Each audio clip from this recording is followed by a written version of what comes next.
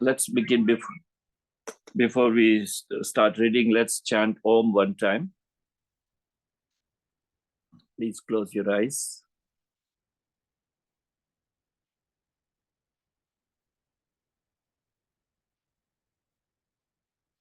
Om.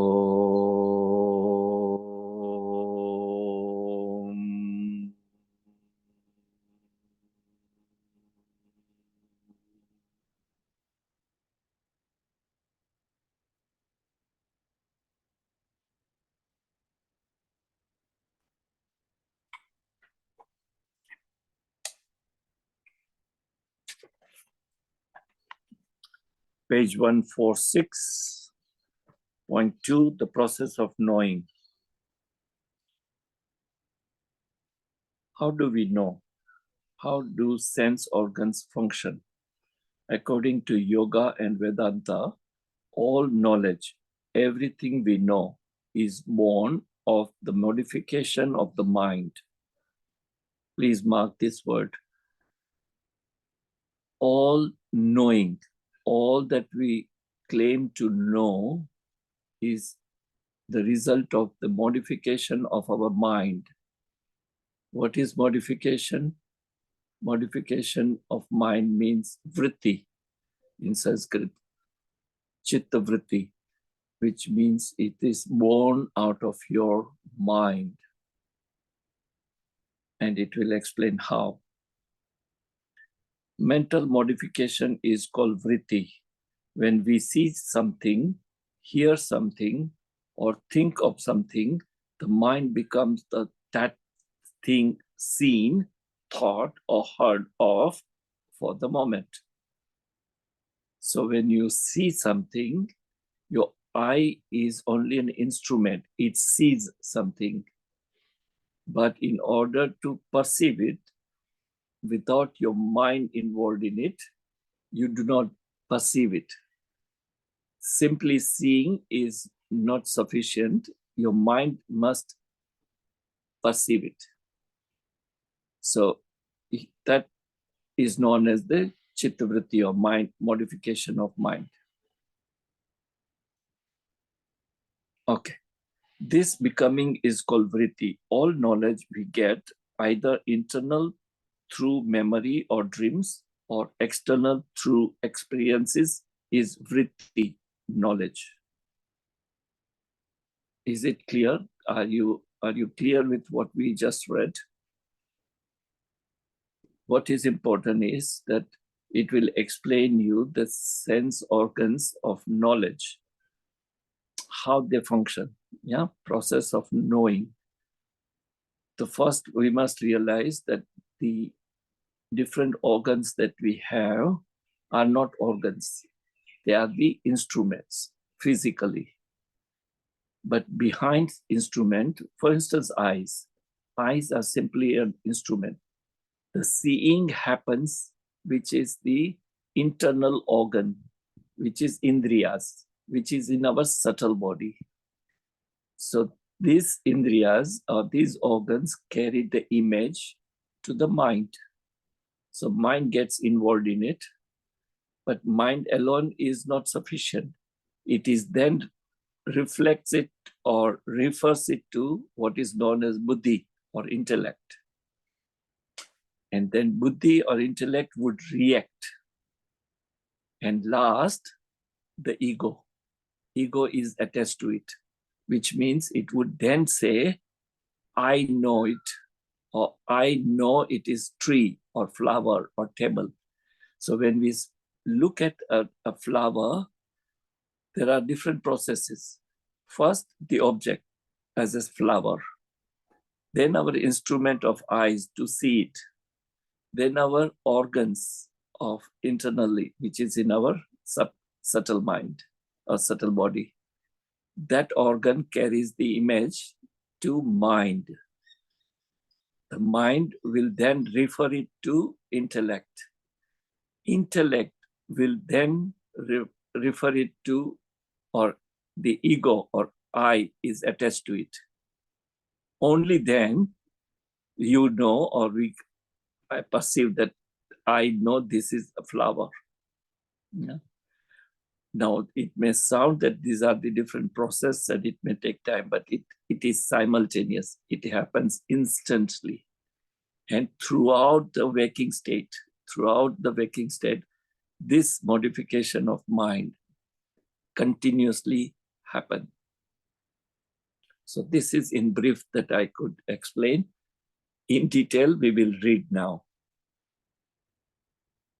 Of all the ways of knowing, to see, hear, smell, taste, touch are the best and direct means of perception. Then there is the inference. The second the sound comes and you understand that someone has started the car. So there are 5 sense organs, physically speaking, instruments. But there is the 6th one, according to Vedanta. And the 6th one is the inference. What is inference? Inference is that when you see a smoke, for example, you take it for granted. If there is a smoke, there would be a fire. Or if you hear a sound of a bird chirping, without seeing a bird, you will take it for granted that there is a bird, just because you heard the sound. So this is known as inference. You read from sacred books and learn the truth about God. This is another sort of perception. Thus, there are 6 ways of knowing according to Indian thought, especially Advaita. For all these, however, the sense organs are needed. The way the sense organ function has been shown in figure 147, figure on page 147. Whatever we know must be known by the mind's going out, taking the form of the object and returning to the brain center, Antakarna. Now, Antakarna means inner organs. These inner organs, the mind, intellect, ego, and memory are inner organs, while the life forces, prana, organs of knowledge, and organs of action are external organs, bahikarna. The mind is generally confused. It cannot say what is what clearly. It refers the thing to the intellect. The intellect is the decisive factor of the antakarna or inner organs. Before saying that something that has seen is a tree, for instance, it will refer it to the storehouse or a memory called chitta. This memory is not only one's own memory of millions of past lives, but also the collective memory of the sum total of all souls. The answer comes from here that the thing seen was the tree. Thus, there is knowledge, yet it is not complete. The ego should identify itself with the thing seen. This is complete knowledge. There is a school of Advaita which speaks of 2 types of ignorance. So you see, this is in detail as it explains what I briefly mentioned earlier. What is the process of knowing? Step 1, there is an object which is external. Second, there is an instrument of seeing or hearing, eyes or ears. So here the example is given of seeing. So the object, for instance, is, let's say, flower. So that flower is external object. Eyes are the instrument. It is then carries the image through the organ of known as indriyas, organs, to the memory. The memory is not just our individual memory of this lifetime, but many previous lifetimes. But it is also based on the collective memory of all the souls. So it is instantly referred to the storage of memory. This memory will then identify the object as a flower based on our memory or mind conditioning. After memory, it is then referred to the intellect, which will then decide that it is a flower, and instantly the ego is attached to it, which means you would then say, I know it is a flower. When we make statement, I know it is a flower, or I know it is a table, or I know it is a tree, everything is included. The object, the instrument, organ, memory, mind, intellect, and ego. And that completes your process of knowing. So now it talks about the different type of ignorance. There are two kinds of ignorance. There is a school of Advaita which speaks of two types of ignorance. That which envelops and projects everything. And the other which envelops and created thing until our mental modification goes out and destroys it to know it. This latter form of avidya has not been taken seriously by many. So there are ignorance. Mainly ignorance is born out of the, generally speaking, the maya or delusion. And the characteristic of maya or delusion is to envelop the reality or the truth and project a relative truth or temporary truth. And this is the cause of our ignorance.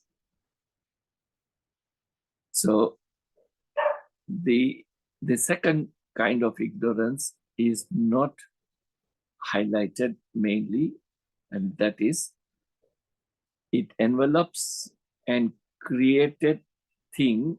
So it is enveloped and projected what we see in the manifestation is the projection, which in here is referred as a created thing, until our mental modification goes out and destroys it to know. So the ignorance remained until we overcome or we transcend the mind, which means we have to destroy, or in other words, to overcome what we see, what our sense organs perceive. What we perceive is only a physical appearance, but not absolute truth. And that is our second ignorance. Such a process of knowing, that is mind going out, taking the form of the object, intellect disappearing the object, has been going on endlessly. Every flash of millisecond or less in our system. Suppose we think we are seeing, testing something, and listening simultaneously, we are wrong. All this is happening one after another in extremely quick succession. This is the way we get knowledge, and this is the function of the senses. You see, it is happening at such a rapid, instantly, that we do not realize that it is not together. It happens in sequence, but it happens so quick that we do not realize it. Yet, in spite of all that the sense organs can show us, they are terribly limited, says Swami Vivekananda.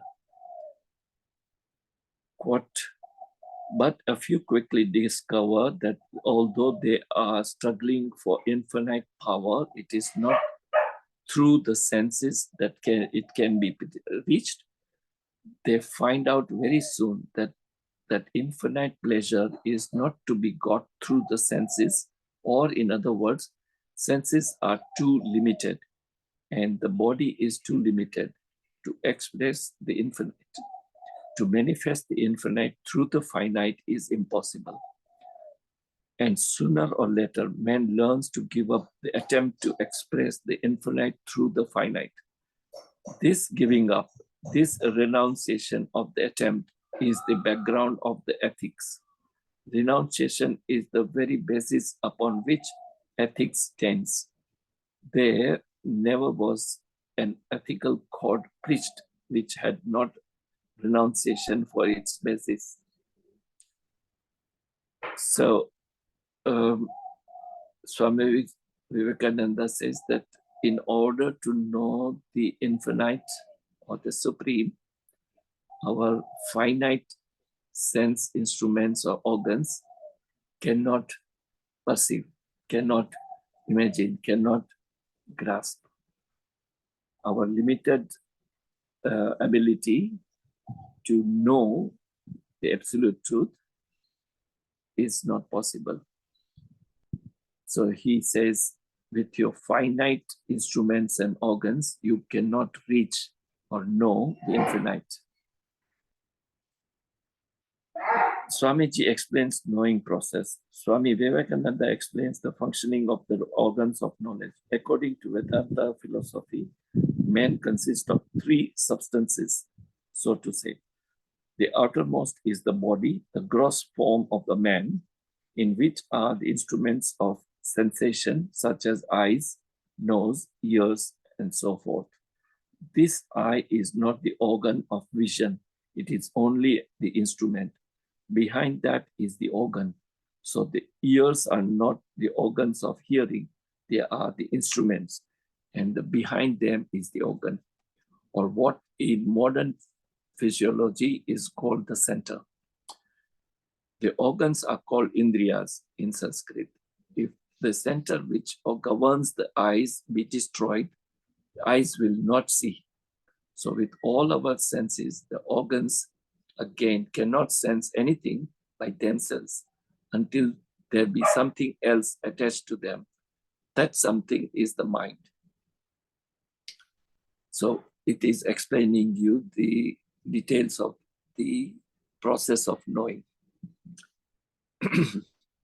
Many times you have observed that you were deeply engaged in certain thought and that clock struck and you did not hear it. Why? The ear was there, vibrations entered it and were carried to the brain, yet you did not hear because the mind was not joined to the organ. The impressions of external objects are carried to the organs, and when the mind is attached to them, it takes the impression and gives them, as it were, a coloring which is called egoism, I. Take this case of mosquito biting me on the finger when I am engaged in some work. I do not feel it because my mind is joined to something else. Later, when my mind is joined to the impression conveyed to the indriyas, a reaction comes. With this reaction, I become conscious of the mosquito. So even the mind joined itself to the organs is not sufficient. There must come the reaction in the form of will. This faculty from which the reaction comes, the faculty of knowledge or intellect, is called buddhi. First, there must be the external instrument.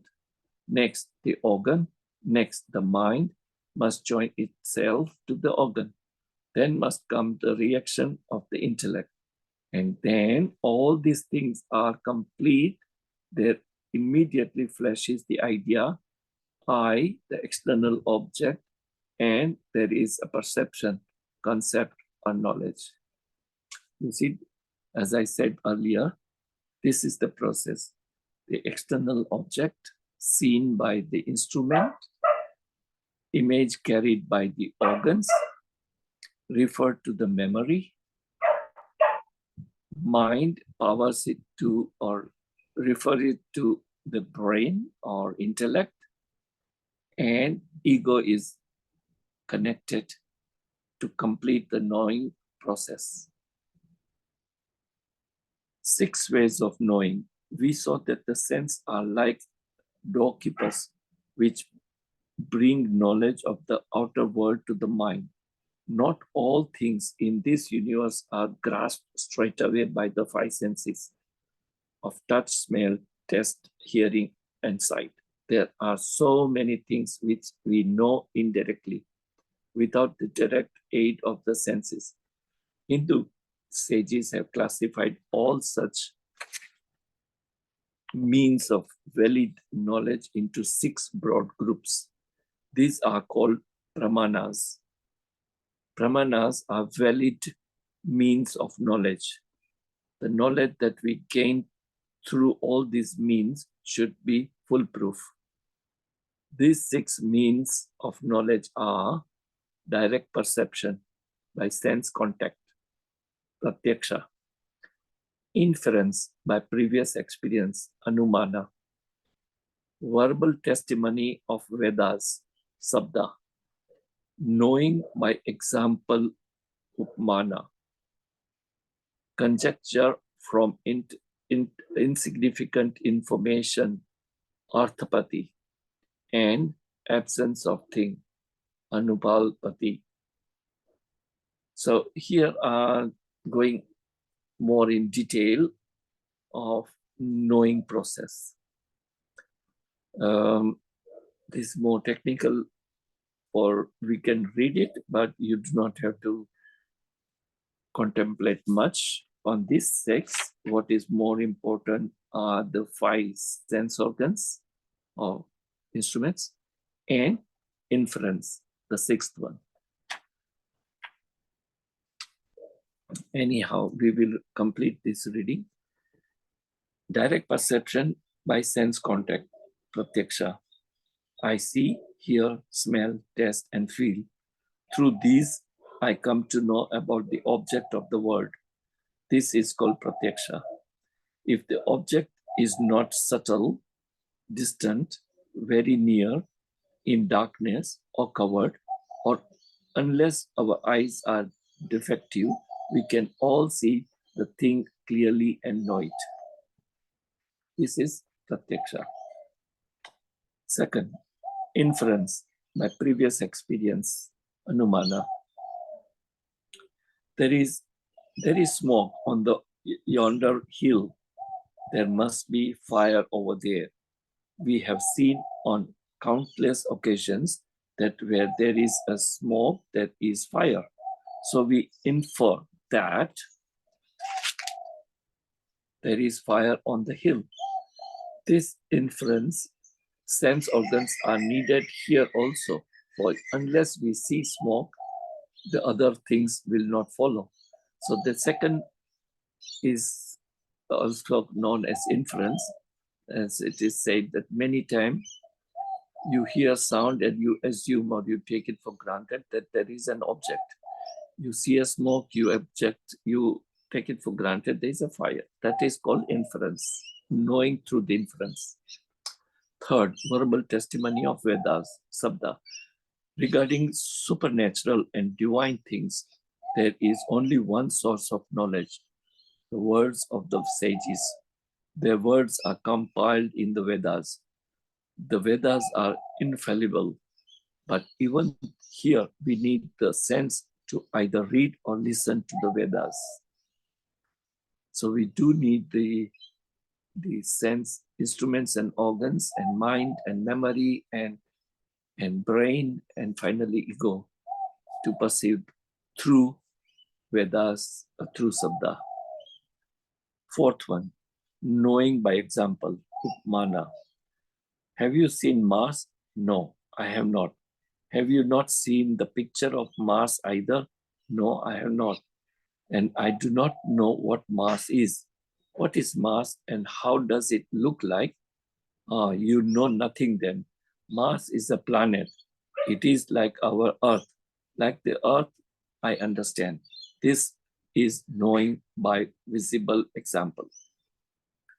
See, through the narration of example, you end up knowing the subject. As reference given here, example of Mars. Physically, we have not seen, we have not witnessed, we have not experienced.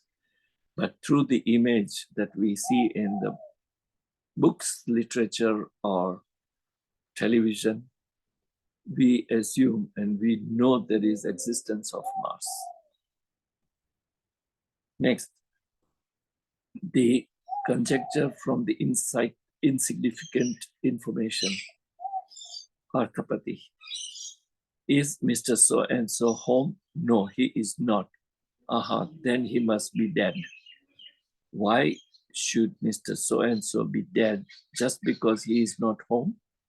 His not being at home means he is out, that he may return soon. Such conjecture using some information is called Arthapati. So many times we derived at some information, some knowledge through this insignificant information. And this happens largely through our mind conditioning. The last one, the absence of a thing. There is no car on the table. Therefore, here is its absence. Absence is not seen directly, but inferred. You see, very easy. It says there is no car on this table. Therefore, here is its absence. So when you see a certain thing is spoken about, but you do not see it, it means the absence of the object. And because of the absence of the object, there is no knowing of the object. So Advaitins and one group of Purva Manapshakam accept this as a means of knowledge. These then are the 6 means of valid knowledge. Using them, we come into contact with the universe outside and know it. So now I go back briefly to the page 151 where there is a table. Now these are the different school of philosophy in our Sanatana Dharma, and which school of philosophy believes in this knowing process. Now it's not really very important or necessary for us to know about all the different school of philosophies, but you can read it and understand it. For example, the worldly Charvakas. Now, worldly Charvakas are the Mayavadis. That means those who are atheists, who do not believe in existence called Brahman or God. Now, for them, way of knowing is only through the direct perception, pratyaksha. They do not accept any other way of knowing or process of knowing. They are hardcore materialistic.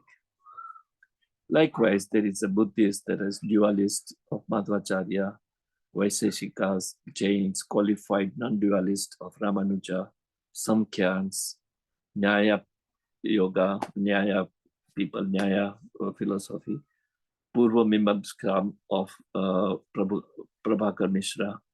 Then the next one is Purva Mimamskam of Kumarila Bhatta, and the last Advaita of Shankara. So if you notice that it is only in Advaitans who believe that there are 6 ways of knowing, which is perception, inference, verbal testimony, example, conjecture, and absence.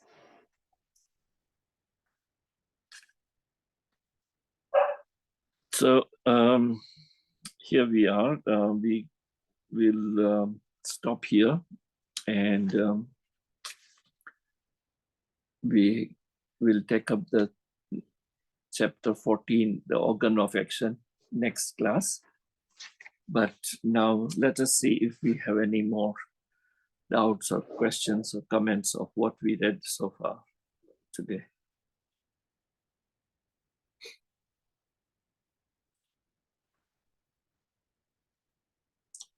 Acharya, yes, there are 2 types of ignorance. Yes. So first is on page 147, that envelops and projects everything. Yes. And then the other is something that envelops the created thing until our mental modification goes out and destroys it to know. I could not understand these two.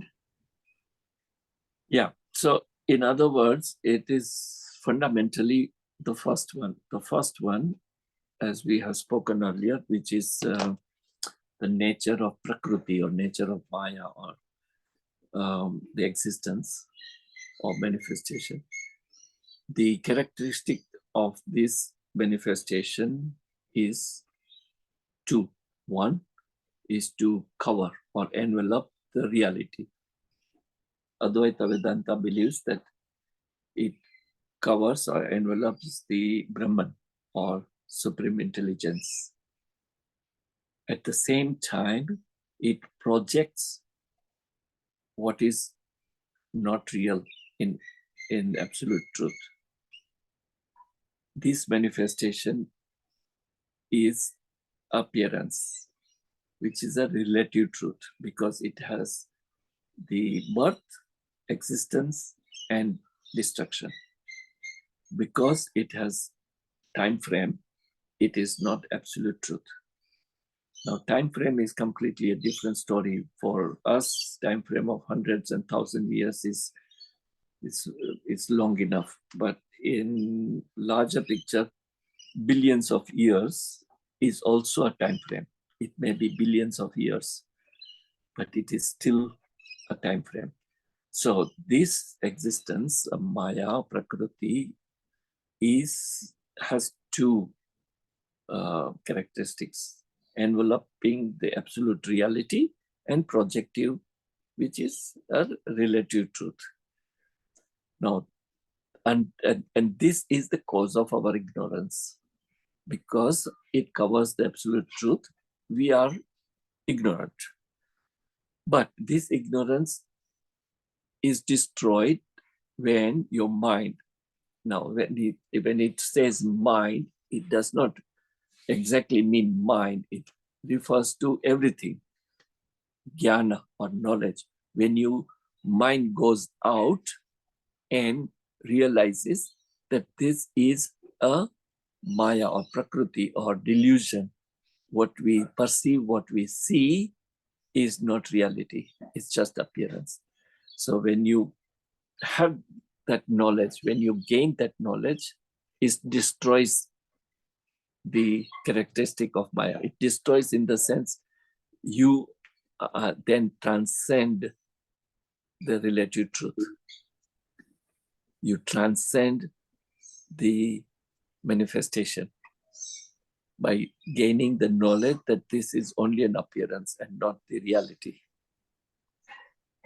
So there are two kinds of ignorance. First, primarily is one ignorance of what we are ignorant because we assume what we see is reality. What we can perceive is reality. That is our ignorance. The second ignorance lasts only until we transcend that understanding. That means our mind is then, here it is referred mind going out, but actually it's when you drop your mind, which other words, when you transcend the mind to realize that all that our sense organs can perceive is relative truth.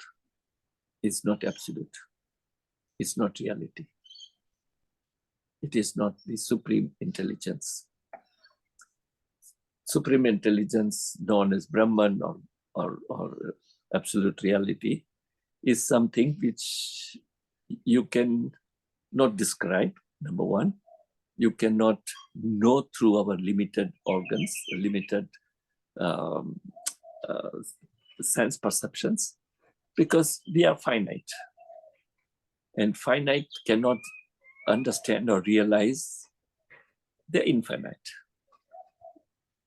So by reading or hearing, it is easy.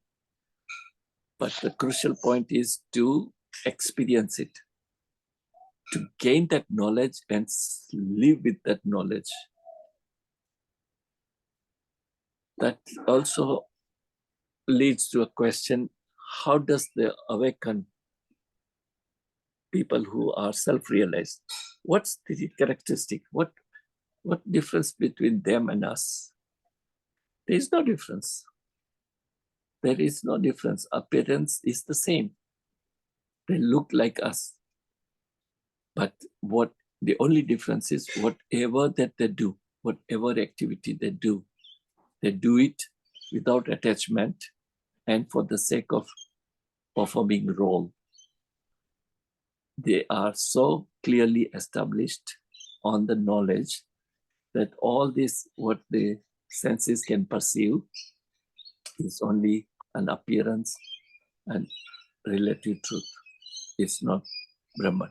It's not absolute truth. So when you are completely established in that knowledge, you are awakened. You are then, let's say, you attain the freedom.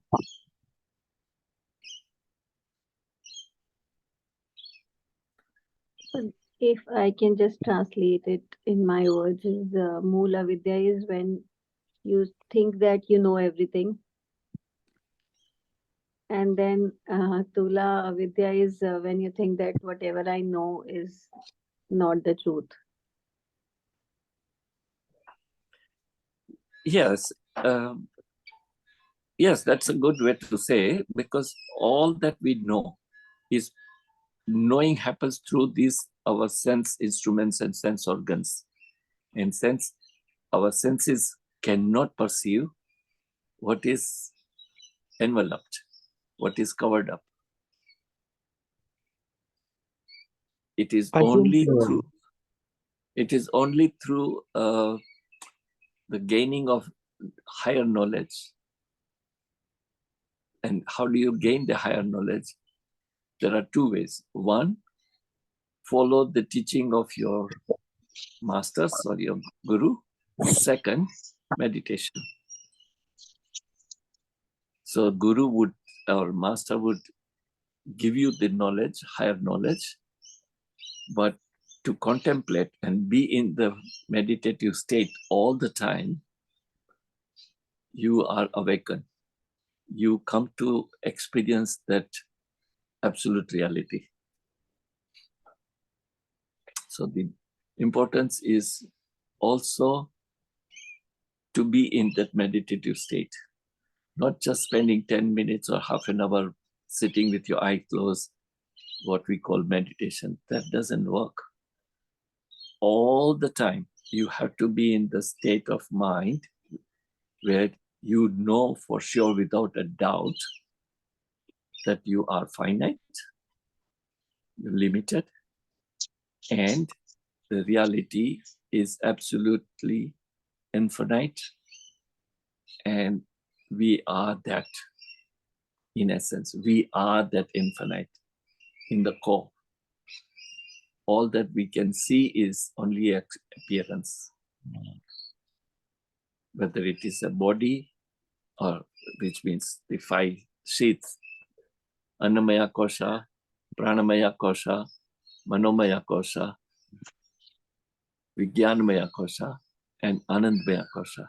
Even Anandmaya Kosha is also limited, which is a causal body.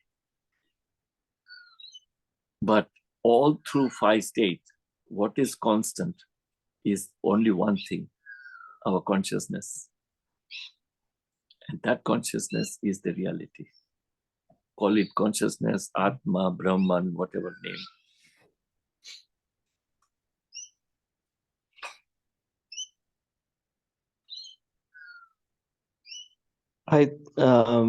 I think this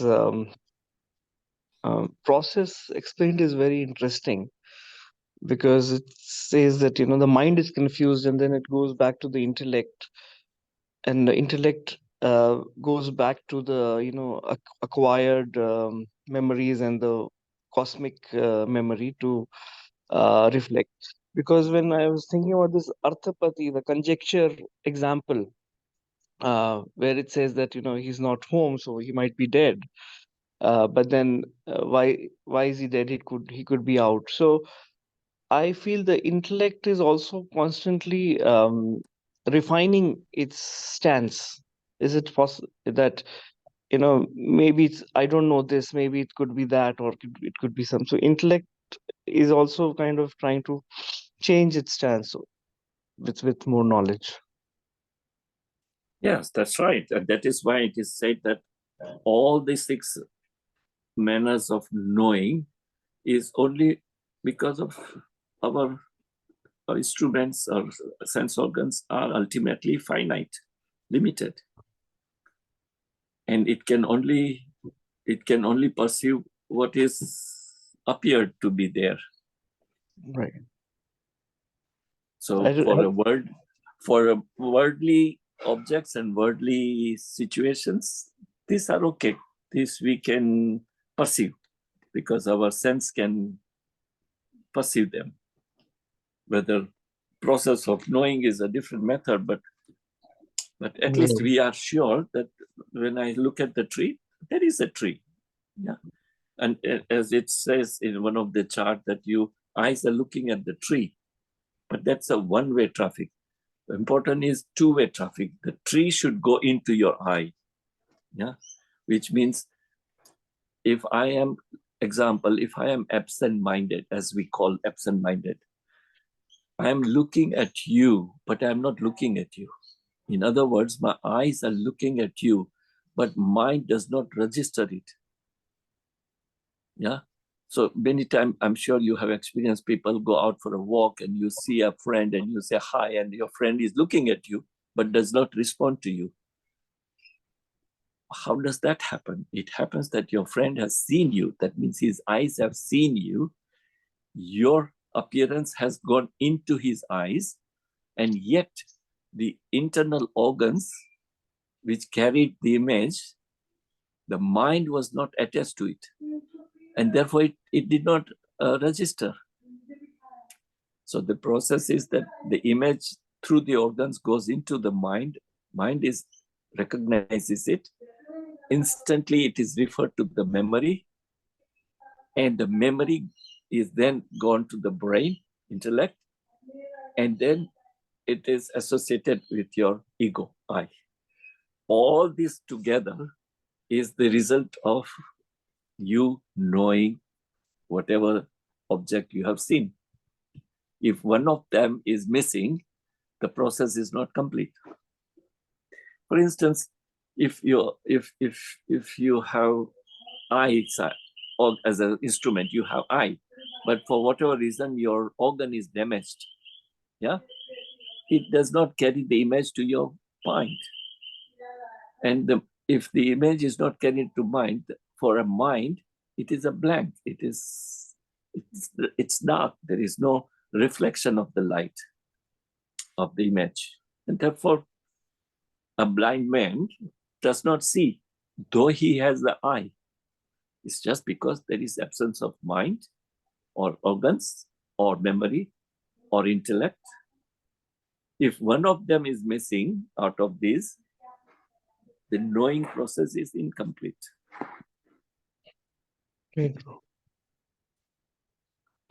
Have you read Doors of Perception by Aldous Huxley? No. Okay, I guess you might really enjoy it given the context of this, because he's a philosopher and he's philosophized. Basically, it's based on his experience of taking the drug mescaline, and he injected himself and then he started writing whatever he was seeing, and he then philosophized that the doors of perception are actually there not to give the body the exposure, but to rather limit the exposure. And his interpretation or inference was that the world has too much of beauty. There's a lot of color, a lot of light, which our body cannot actually absorb. So the doors of perception are actually limiting the light or the which can go inside our body. But when you probably take drugs or when you do meditation, your doors of perception are further opened up, and then you can perceive things at a very different level, because the world has that much of beauty and knowledge, whatever, the music and things like that. So that's why the artist or people, who have their doors of perception open, they can see things which ordinary people cannot. So that's a very beautiful. Yeah, that's right. Yeah, that's true. As a matter of fact, just in this context, the word has plenty of colors. Every object we know we identify colors and the object by colors and shape and form. But ultimately, it is always one pure, divine, yellowish white light, golden yellow. If you have ever read or met or heard anybody who have the glimpse of samadhi, glimpse of being in transcendental state, the immediate explanation is being in that soothing, golden, yellow, white, bright light. It is the source of all the colors. All colors that we see. For example, when you see a rainbow, 7 different colors of rainbow, the source of those 7 colors is just pure white light. And what is that pure white light? Yeah, if many people have described that it's like a tunnel. It's a massive tunnel through which you pass, and then you see the soothing, bright, golden yellow light. And that light is again not the ultimate, not the source. It is only the reflection of that being, of that infinite supreme intelligence or energy.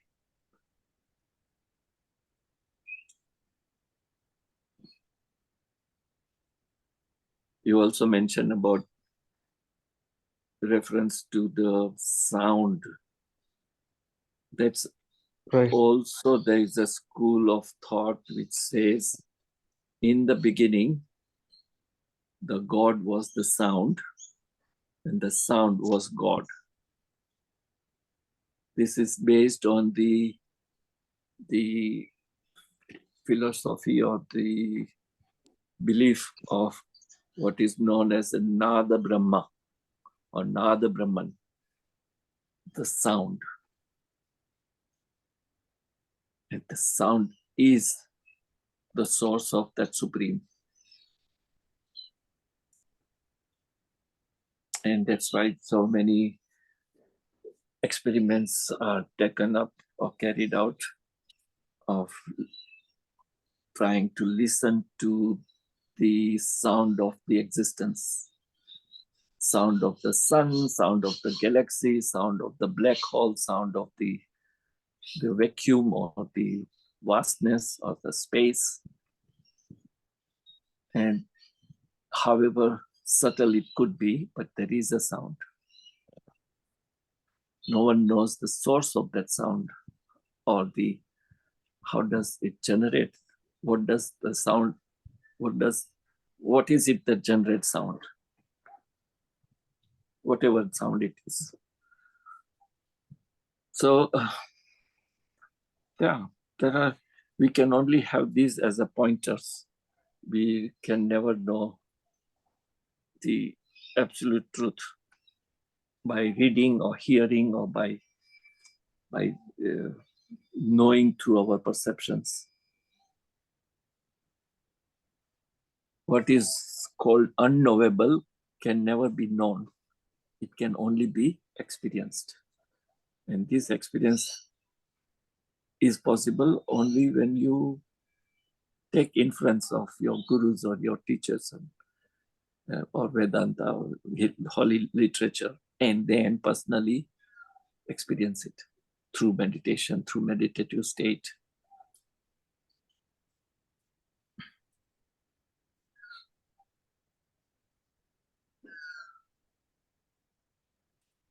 I think these Thank you. 6 categories of knowing are very presented. But I was just wondering, where do we place fiction in this whole thing? Because a lot of things are, that we know is fiction. We create fiction, we communicate fiction, we consume fiction. So I wonder where that comes from, and maybe that deserves a different uh, discussion at a different time if we are losing our Yeah, session. yeah, very short answer for it. It is Uh-huh. only a play of your mind. Okay. It is the mind that plays these tricks, gimmicks. Call it fiction, call it an image, call it a dream, call whatever, daydreaming, whatever. It is nothing but your mind is at play. Mind is the most explored faculty. So I always end up talking about it, that mind, most people will point it here, mind is here, but it is not there. There is nothing called mind there. Yeah. If you ask the Asian culture, people believe that the stomach, or our, what we call Manipura chakra or Swadhisthana, that area is what they point out as a mind, because they believe in gut feelings or intuitions. But that again is not the mind, because there is no mind. If you post-mortem your body, there is no instrument such as mind. What our literature says, the mind is a subtle body which cannot be seen, and only closest to the physical form is your cells in our body. Trillions of cells that we have in our body. Each cell by itself has a memory. Each cell has its own memory, what we call as a DNA. Yeah? So each cell carries the memory. So that means each cell has its mind. So the mind is in our cells. And trillions of cells together, put together in body, forms what we call mind, which is nothing but memory or samskara, yeah, as ever we call it. That we carry forward what we have learned, experienced, heard, images, impressions, and that becomes your memory or your mind.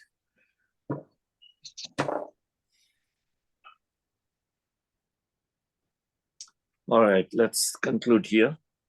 We offer the prayer.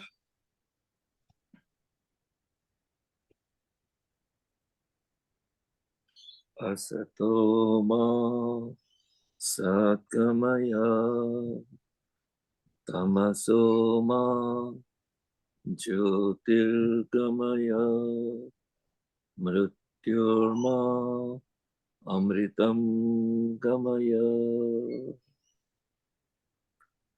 loka samasta sukhino bhavantu. Loka samasta sukhino bhavantu.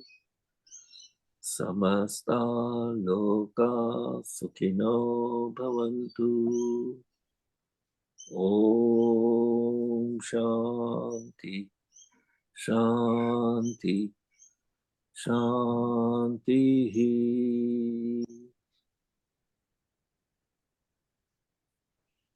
Thank you, God, for giving us air to breathe. Thank you, God, for giving us water to drink. Thank you, God, for giving us sun for energy. Thank you, God, for giving us food to eat. Thank you, God, for giving us good health and happiness. Thank you, God, for giving us positivity. Thank you, God, for giving us all that we deserve. Thank you, God, for your existence. Thank you, God, for your love, your protection, your guidance, your blessings. Thank you for giving me a chance to serve you.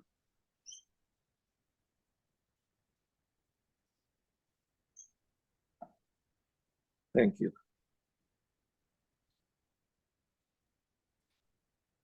Thank you. Thank Thank you you. so much, Acharya-ji. Wish you have a good day. Thank you Wish very you much. the same, Thank you. Acharya-ji. Thank you.